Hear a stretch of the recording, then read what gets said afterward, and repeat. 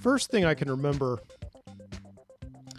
is that we were sitting in a bar, my wife and I, having drinks, and we were on some kind of a vacation. I suppose spring break vacation. And we were celebrating the first day of it. Like we usually do when we go on vacation. You know, we flew out of Atlanta. We landed on the mainland. We took a boat to where we are right now. And now we're here. Our final destination for now. Sitting in this nice hotel bar. In some kind of a, maybe, I think it's a foreign country. It may be something like Cozumel. Maybe something Mexican. Someplace in Mexico, I think. You know, one of these places that, like, Americans want to go to when they want to go to a foreign country. A place that's, like, populated by other Americans so that they can feel safe. And so we're sitting there in this American bar in Mexico. And Jessica, my wife, is complaining about her drink. And she's saying, like, I don't want to be like this, but there's no umbrella. I was like, what do you mean? And she says, in the brochure, there's always these umbrellas in the drinks. Where's my umbrella? And I look in her drink, and I look in my drink. You know, these Applebee's looking blue concoctions with some kind of a really stupid name, like a Bahama Breeze or like a Bellini Sunset, or I don't know. Something like that. Something with like a lot of ice, a lot of food coloring, and just like a little bit of tequila in it. And sure enough, it's true. It's like the drink, not only does it look like just blue Pepsi, but it looks like, you know, they didn't put an umbrella in there, and she's got a point, you know. And she's like, you know, we just traveled all day to get here, and we came here based on the marketing materials, and the marketing materials all promised a lot of things. And if they can't deliver on those promises, even if they're as small as the little umbrellas in the drinks, then I'm not happy yet. I'm not happy. And I'm like, I understand. You have a point. And we're just tired at this point, right? So we're sitting there kind of in silence for a few minutes, I think just because we're very tired from the long plane ride and the boat ride after that.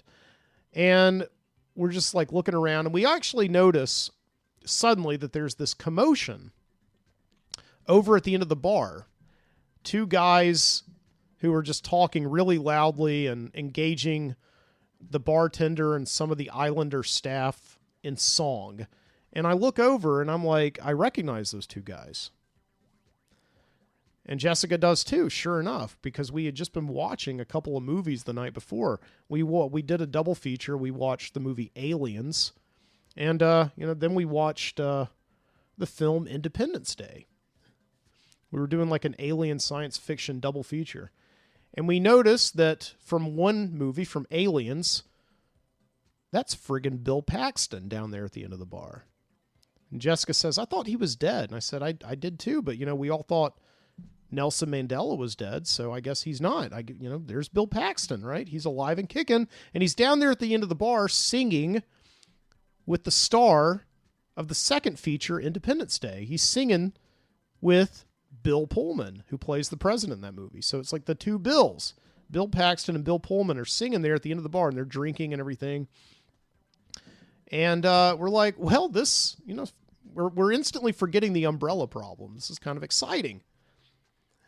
And we're sitting there for kind of like 15 minutes or so, suddenly with like this new energy. We're trying to work up our nerve to talk to these guys. And finally, the two Bills disengage with the locals, and they're sitting there just kind of talking, having their private conversation over the same blue Applebee's concoction as us. And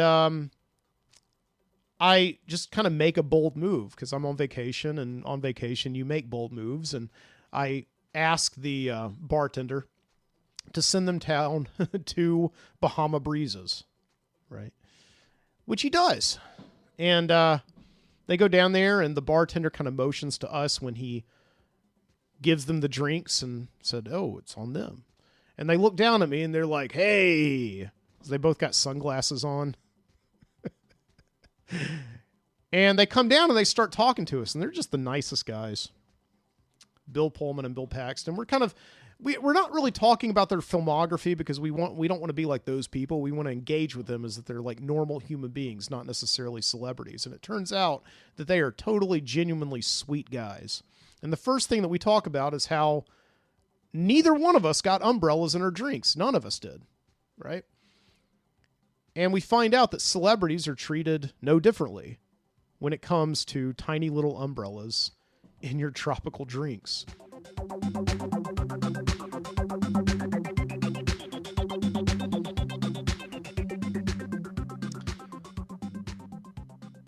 And so finally we get around to saying like, so what are you doing down here, Mr. Paxton and Mr. Pullman? And Bill Paxton takes it upon himself. He's like, well, funny you should ask. I'm actually shadowing this man right here, this big, beautiful man, Mr. Pullman. And I'm gonna play Bill Pullman in the story of his life. And I'm like, that's interesting. So you're an actor, but you're actually playing another actor in a movie. And he's like, I wouldn't be the first one. You know, you got all these people playing Marilyn Monroe these days. Why can't Bill Paxton play Bill Pullman? And I said, well, I guess it's kind of weird because, you know, and then I suddenly remember my place. I'm talking to actors. Actors need to be pampered. Their egos, right? And I was about to say that, well, Mr. Pullman, I understand, but you're no Marilyn Monroe. I mean, and also you guys are kind of contemporaries. It's weird for like two actors who came up in the same era of filmmaking to, but anyway, we're like, okay, that's great. That's really cool. And Bill Pullman's like, yeah, this guy, Bill Paxton, man, he's been busting my balls all day, asking me all sorts of questions. He's super method. And we're like, okay, well, you know, hey man, if it works for you, that's great. When's the movie come out? He's like, oh man, I got to get my agents and everybody in line. So they're going into all this Hollywood mumbo jumbo. And I'll be honest with you right there. That's kind of where my wife and I sort of phase out. And any minute now, we're realizing it's getting kind of late. The sun's going down outside. You know, real nice Bahama sunset, even though we're not in the Bahamas, I don't think. And we're looking for an opening to leave. Okay, so finally, we just kind of say, well, guys, I mean, best of luck to you, honestly. We're going to be here for a few more days. You know, hey, I'd love to, if I run into you again, buy you another drink. And they're like, we'll buy you one, man. You look like a nice guy. And I'm like, thanks, guys. Yeah, I really appreciate that. So we part ways, and we take off to our hotel room to check in.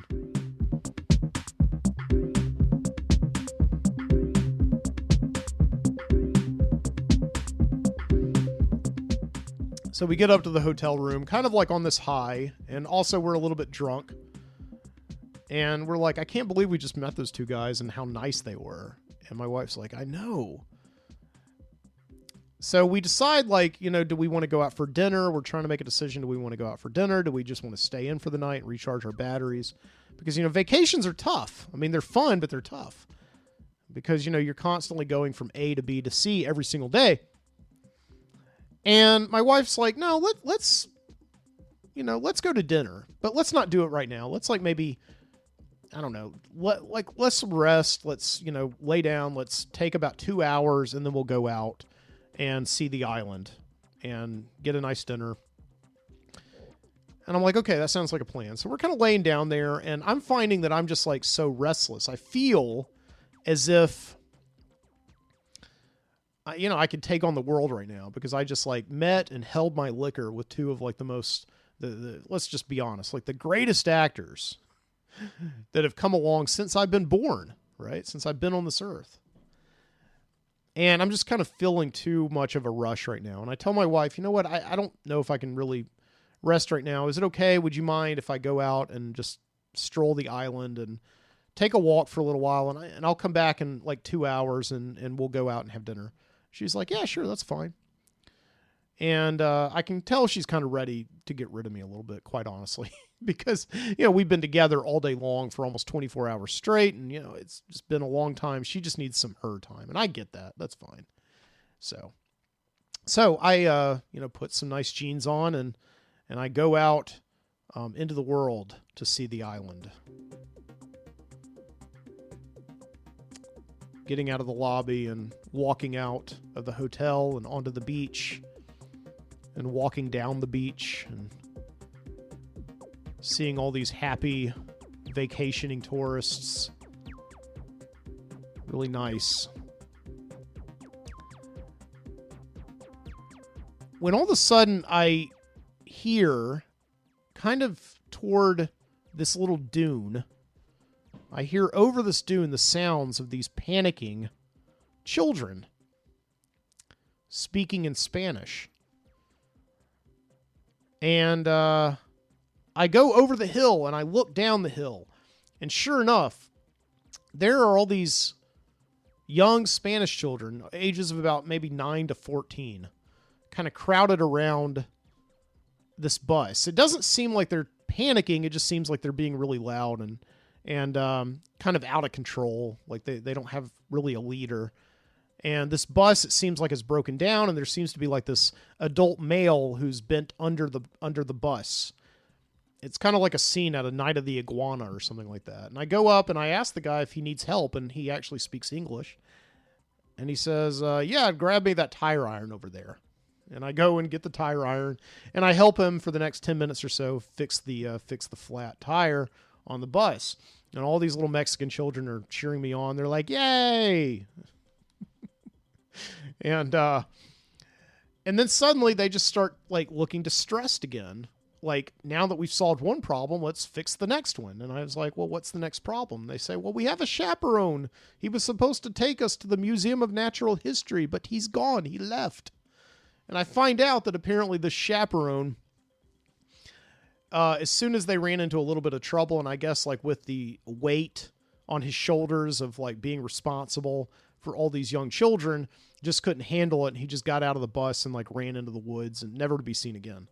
And so I say to the bus driver, I'm like, I've got like 2 hours or so on the clock. I guess I could, take these kids on their field trip. Sure.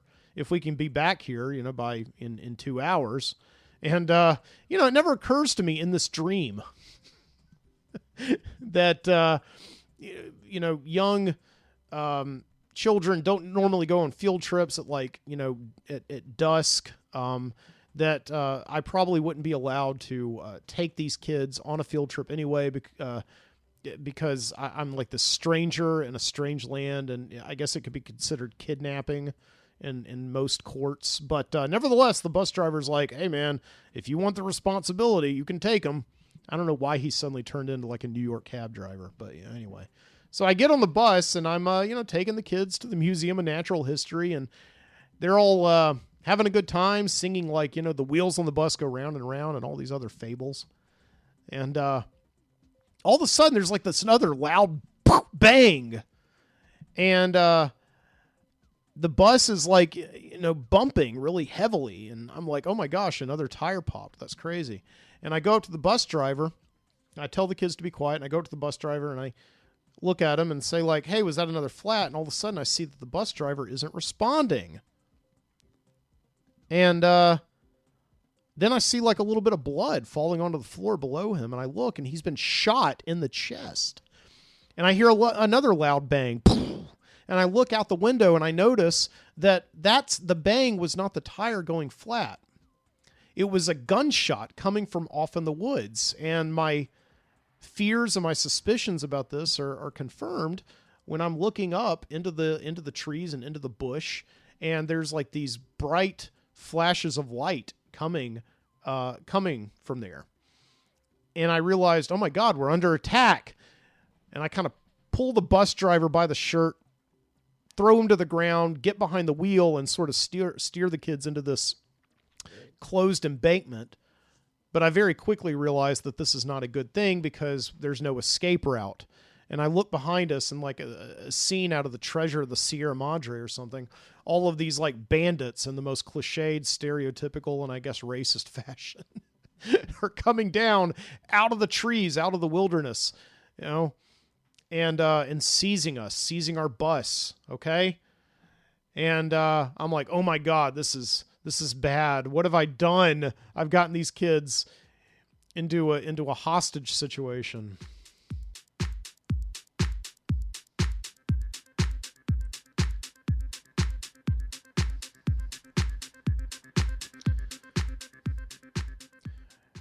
Next thing I know, everything's fine. I'm walking over a hill. I'm by myself. I don't know. It's like my subconscious mind decided to edit out the worst parts or something.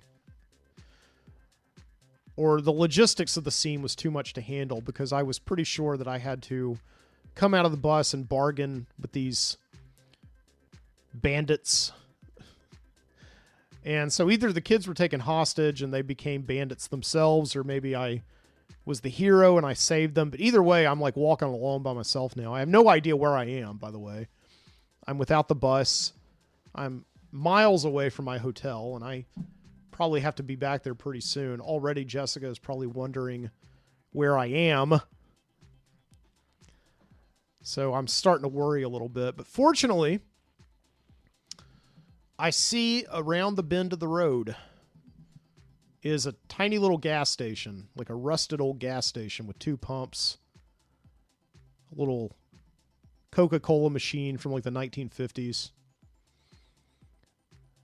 and a single mechanic / gas pumper, I guess. And I go up to him and try to kind of talk about what a guy has to do to get a cab around here. And all of a sudden, there's like this little buzzing behind us. Bzzz, and I look behind me, and there's this tiny little scooter coming in here. And I notice that it's a candy apple red 1982 Honda Passport. Very, very familiar with this bike by now. It's a 70 cc's, perfect little island scooter, right? That you see in all these movies and commercials from like the early 1980s advertising the Philippines and urban street life in Asian countries. And there's this guy that gets off of it, this European-looking guy who's like wearing like a hat and like a little cotton shirt with island embroidery on it. And he's like, "Hello, mate. You look like you can use a ride." And I'm like, "As a matter of fact, I can use a ride. I'm stranded. I don't know." And he's like, "Why don't you take my bike?" And I say to him like, "Well, I mean, don't you need it?" And he's like, "No, I'm done with it. I've got another ride. I'll sell it to you." And I said, "Well, I don't really have any money on me. I have like a little bit." And he's like, "Well, how much is a little bit?" And I was like, $10. And he's like, $10? That'll go far in this place. You can have it." And so he takes the $10 from me and gives me the keys in exchange. And I get on this passport. Now, I've never ridden a motorcycle before, and I'm intimidated by scooters as well. But I get on it anyway, and it actually is pretty easy to me. I learned how to work the clutch and like roll the throttle and everything, and I'm getting on this thing. And before I know it, I'm pulling out of the gas station. I'm going down the road, right? I'm going down the little Mexican road on the way back to my hotel to meet Jessica. And possibly run into our celebrity friends again.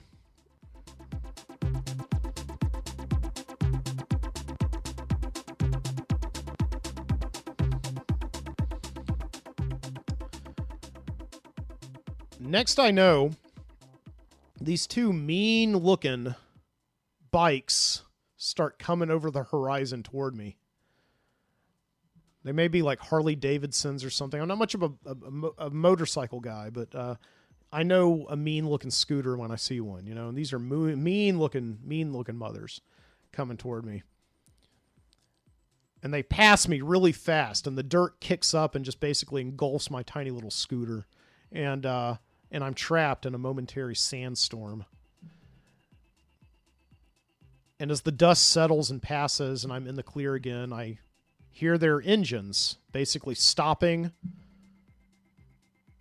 and kind of stalling for a little bit. And then I turn my head and I notice that they are coming my way, like back toward me.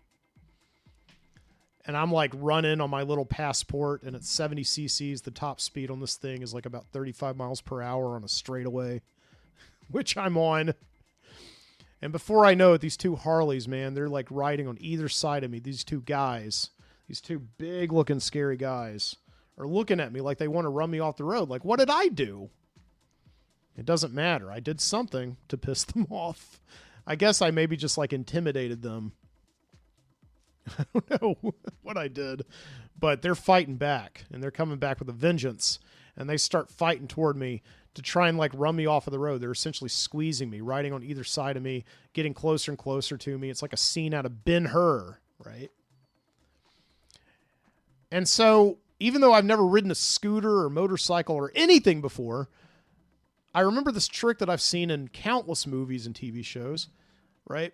I squeeze the clutch, step on the brakes, and suddenly I stop and stall. I skid a little bit, but I stall and I stop, and that's the most important thing, because these two Harleys, before they know it, are going way ahead of me, and they lose traction because they're so surprised. They didn't expect me to do something like that. They thought I was a tender little snowflake, but I'm not. And they run into each other, and before I know it, there is like this gigantic like crash collision up ahead of me. There's like smoke coming all over the place. There's flames. Ooh, just big flames, right? Going 15 feet up into the air to the tops of the palm trees on either side of the road. And I skid, and I'm just kind of like watching this, just stopped there in the middle of the road. Just like, what have I done? And I look at my watch, and surely by now Jessica's wondering where I am, but I can't help myself. I can't help it. I'm a good person, and I decide to wait for an ambulance, which I hear a siren very shortly coming over the horizon. And the siren comes up and goes up, and it basically goes right past me, once again engulfing me in a momentary sandstorm. And I'm just kind of sitting there, watching the medics do their work, go out and just finding pieces of these motorcycle demons all over the side of the road. Pieces of their motorcycle as well as pieces of them. And I'm sitting there, and all of a sudden the cops, here come the Spanish cops passing me as well. And I know that momentarily they're going to want to speak to me because I'm the only witness, right? And as I'm sitting there waiting for them, I'm just kind of looking down at my new 1982 Honda Passport, thinking about how cool it is to have this thing, and really inspecting it up close. And like, no matter what happens, I'll still get a scooter out of this whole thing at least. And I'm looking down at it, at every inch of it, and suddenly I notice that there is some filing that's been done. And I'm noticing that the serial numbers have been like rubbed off. And I'm like, oh my God, I'm driving a hot bike. Oh my God. So at that moment, I'm facing obviously a decision. I want to do what's moral and talk to the cops because I am the only witness. But at the same time, if I talk to them, they're going to find out that I'm writing, that I've received stolen property. And I have no idea what the laws down here are about that. I'm sure it happens a lot, but I don't know. And I remember just watching shows back home on Saturday afternoon, shows like Locked Up Abroad, right?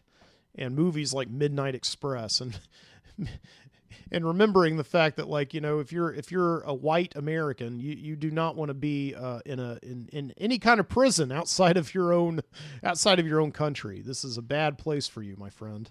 And so, like, I suddenly I'm faced with this quandary, right? What do I do with this bike? So I decide to what I reason to myself is like, well, they went past me pretty fast, these cops, and they probably didn't see that I was on a scooter. So maybe I can just, like, tell them, right, that I was just walking down the road, minding my own business, and suddenly these two motorcycles just rushed past me in some kind of a pissing contest, and they crashed into each other. I could just tell them that. Fine. So I get off my bike and I look for the closest bush and start moving the passport there so that I can conceal it. But of course, wouldn't you know, before I can cover up the tires, here's a cop going like, "Hey you! Hey you!"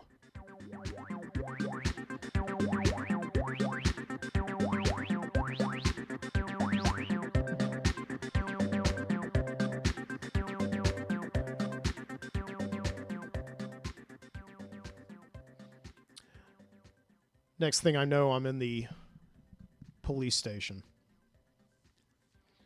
It's a very busy, very small police station, about the size of like a storage locker, and as hot as one too on this hot summer evening.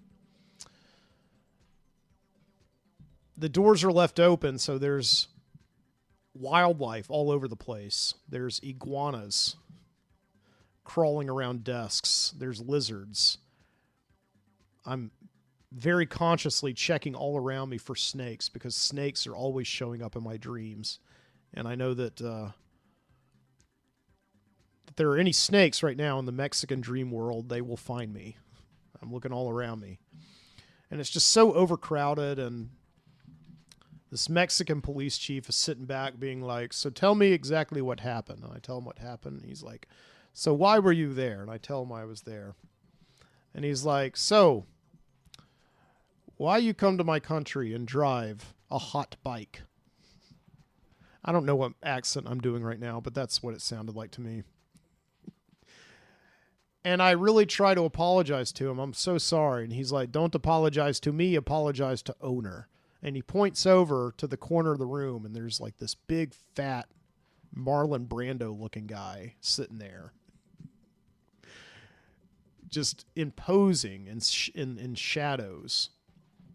And he looks at me, and all 400 pounds of him, at least 150 in his face alone and his cheeks. And he's like, "Why do you steal my bike?" And I said, "Sir, I didn't steal it. I'm so sorry. I was in a bind. A guy sold it to me for $10. I was so quick to get out of there. I didn't even look at the title to see if it was clean. It was just I cut and dry. I really am sorry." And he's like, "Well, I guess I can forgive you this time, my friend." And then he reaches into this tiny little bowling ball bag that he's got. And I think he's about to, like, pull out a weapon or something like that. And that the Spanish police are going to endorse this guy murdering me in their police station. But instead, he pulls out 2 Corona beers. And he's like, "You take one." And he throws a Corona beer to me. And I toast him in the air, and I take a sip of it, and I say, "Well, thank you." And he's like, "Is that all?" I'm like, "Are you pressing charges?" He's like, "No, I'm not pressing charges, but I have one condition. You must drink that whole beer with me right now." And before I know it, suddenly, it's like a giant beach party just storms the police station. There's like, just these girls in bikinis coming in, and there's like these cabana boys serving drinks, and there's like just this big old beach party that's happening there in this tiny little Mexican police station in the middle of the woods. And everybody's having a really good time, and this Marlon Brando looking guy whose bike I accidentally stole is riding around on it. He kind of looks like those bears in like the old circuses that would like ride around on the bicycles, right? and he's like drinking his beer. And every time I like, take another sip of mine, he like basically just like encourages me and calls me like a wimp. And I'm like, and I keep on trying to get out of there. I'm like, sir, I am really sorry about this, but my God, I've got to get back to my wife. She's going to kill me. He's like, no, you drink another Corona and another. And he does all this. And I'm just kind of like taking little sips and occasionally just waiting for him to, the novelty of just like partying with me to wear off. I'm trying to be very boring, I guess is what I'm trying to say. I'm trying to be very boring to this big fat guy whose bike I accidentally stole, so that he'll just get bored with partying with me and then just let me go. But finally he stops and he's like, you're not drinking that beer, right? And I was like, well, I'm drinking it. And he's like, let me show you something. Many years ago, I want to get tattoo, but mom no let me have tattoo. So I go to tattoo artist and I say, can you give me tattoo without my mom knowing about it? And he says, yes, I think I do that. Do you want to see where he put the tattoo? And I'm sitting there like, not particularly. And he's like, yes, you do. Come here. And he starts like pulling me a little bit closer and a little bit closer to him. And then he flips back his lip. And before I can see what's printed there, if there is anything printed there, he takes the beer in my hand and just like shoves it up against my mouth. The bottle cracks my teeth. And he just like holds it up above me for a good 20 seconds while the entire beer shotguns down my throat.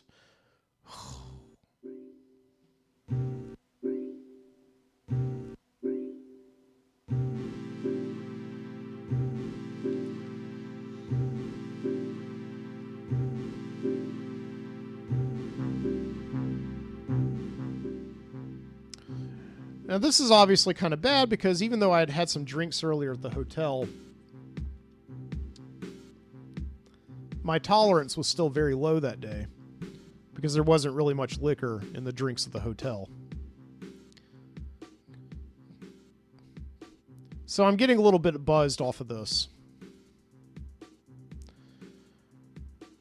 And of course, as you know, you start getting buzzed. You start having a little bit of alcohol in your system. It decreases your judgment. And very soon after this man shotguns this Corona down my throat, I'm thinking he's kind of a cool guy. I think I'll have like another couple of beers with him. So we're sitting there drinking and drinking and drinking. Meanwhile, just all hell is breaking loose around us. Right at the police station. With the iguanas crawling around and, no snakes, but there's plenty of liquor or plenty of lizards. A few, like tarantulas crawling around on like this bald friend of mine's head. He's bald, by the way. I forgot to mention that. I mean, Marlon Brando, right? Only Mexican. And, after a while, I'm like sitting around with my Spanish friend whose bicycle I accidentally stole. And I'm like, you never showed me that tattoo. I never got to see it. And he's like, oh, yes? Well, I show it to you again. And he's like, come here. Come closer. Come closer. And I'm getting closer. And my vision's kind of blurred. And he flicks his lip down. And before I can see what's printed there, he takes another beer and just shotguns it right down my throat. But before the bottle can reach a full 90-degree angle with the ground, I lose control and just jerk away from him, and all of a sudden I feel my stomach just drain as I vomit all over him, all over the bikini girls, all over the cabana boys, all over the police chief, everywhere. It's just like, it's like a spring break fire hose, right? All over this police station. Man gets really mad. How dare you commit police? How dare you commit party foul? That's all I remember of that.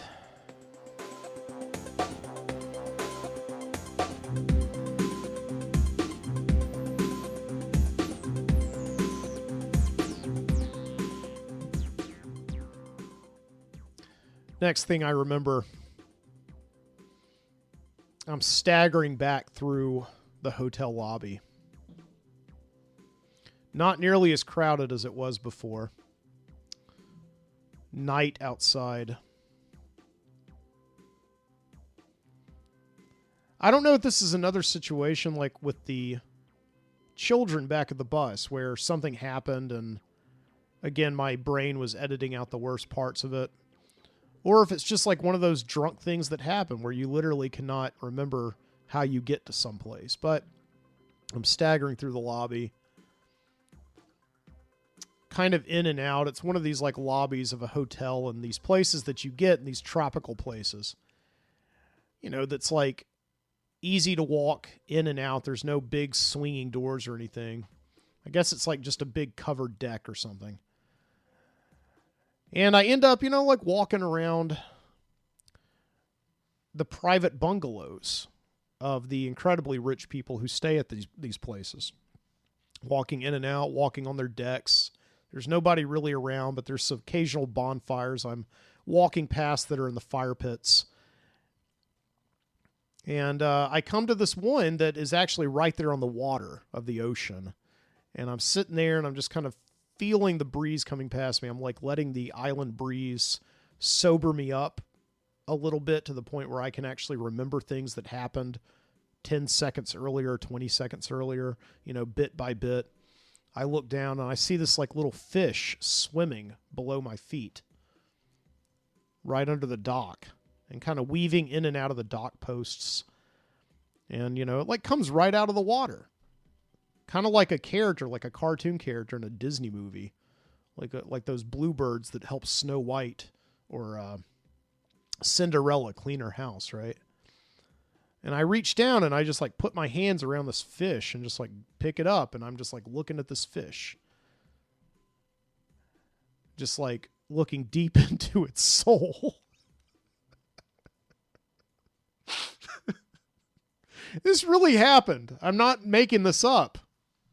This really happened in my dream. I'm not exaggerating it. And I drop the fish to my side and I'm just kind of carrying it in my hand, walking around, you know, this deserted deck of this private bungalow. When all of a sudden I hear like this young girl say behind me, "Hey, mister." And I look behind me, me and my fish turn around, and it's this young girl standing in between her parents. And she's like, "What are you doing at my pit?" And I was like, "I'm sorry, I didn't know it was yours." He's like, "You need to get out of my pit." And I'm like, "Okay, I'll go. And the mother behind her is be like, "Now, be nice to the young man." He's like, "But mama, he's in my pit." She says, "Be nice to him." And I say to him, "It's okay, ma'am. I teach children. Okay." And she's like, "Okay. So I don't want to be as rude as my daughter, but you do need to leave. You are in our pit." I assume they're talking fire pit. I don't know. Who knows at this point? So I leave their pit.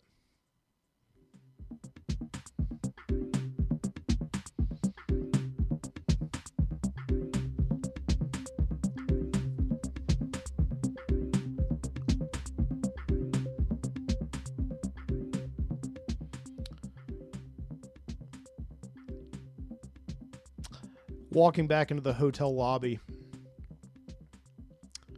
the elevators are all out, which is bad for me because I've got a stomach full of alcohol, not as full of alcohol as it was much earlier at the police station, but nevertheless, I'm not walking pretty.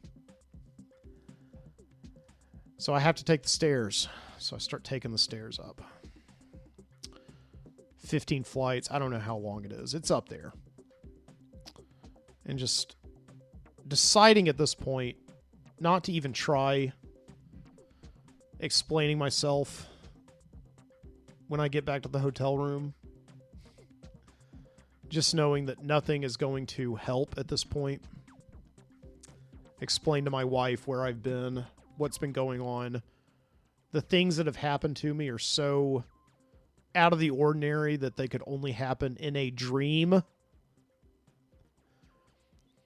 And I'm thinking about this as I'm walking up the stairs, flight after flight after flight, having to take breaks every like 3 steps or so, right? To just like let the alcohol settle and get a little bit of an energy boost. And I'm halfway up to the room when all of a sudden I hear like this loud lurching.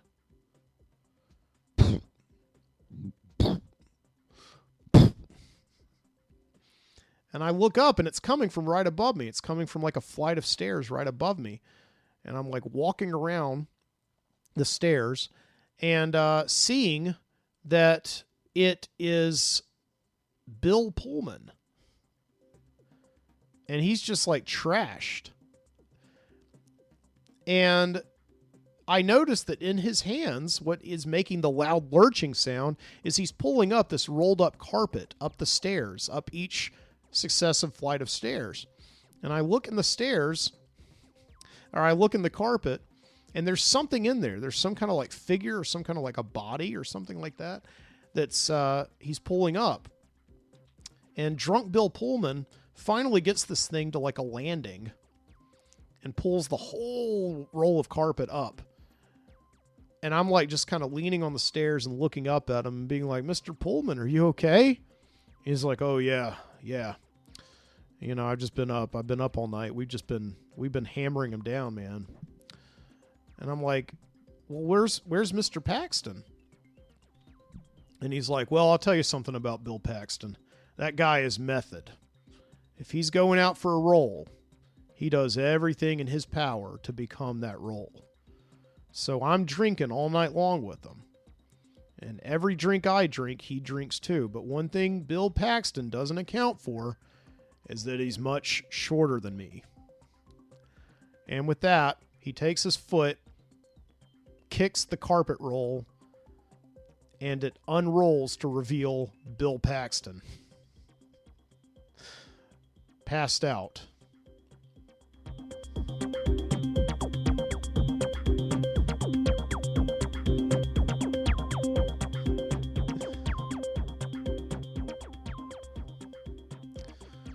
So I leave them be, Bill Pullman and Bill Paxton, and I walk back to my hotel room, prepared to face the music. And I open the door, and the lights are off, and the TV's off, and the curtains are wide open to reveal this beautiful ocean vista.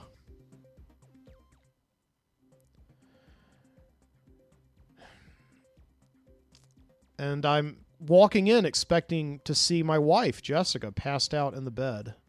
And I'm like, maybe I got away with it. Maybe after I left, she went to sleep looking at that beautiful view. And hasn't been awake since. And I've just been out having this grand adventure without her. And that somehow makes me feel guilty. Even more than if I had just come back and seen her just looking at me and being angry with me. But I walk further in and I notice that Jessica's not in the bed after all. As a matter of fact, the bed hasn't been slept in.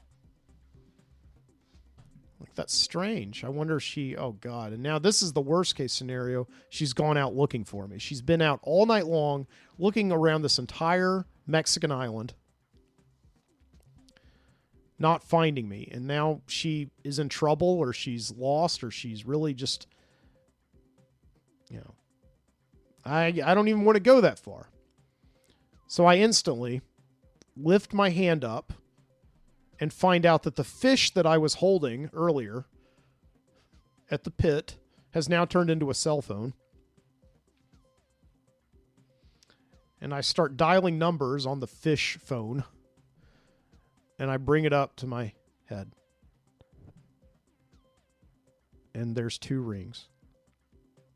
And then finally she answers. "What?" I'm like, "You're not going to believe what happened to me." And I proceed to tell her the entire story. All about walking along the beach, helping out the young Mexican children get to the Natural History Museum, and then probably negotiating with bandits to take them as hostages. I don't know what happened there. The Honda Passport, the 2 Harleys crashing, the party at the Mexican police station, Bill Paxton rolled up in a carpet. And all the while, I'm just kind of hearing her just like stirring something. I guess it sounds like ice and everything. And I get to the end of it, and I was like, so I'm sorry. Like, where are you? Have you been out looking for me? I'm back at the room. Where are you? And she just says to me, no, I'm down in the bar. And quite honestly, I'm past it all. It's okay. I'm not mad at you or anything. It's just next time, let me just call me. And then I hear her take her phone off of the phone and motion to the bartender, and it's like, why don't you have any fucking umbrellas?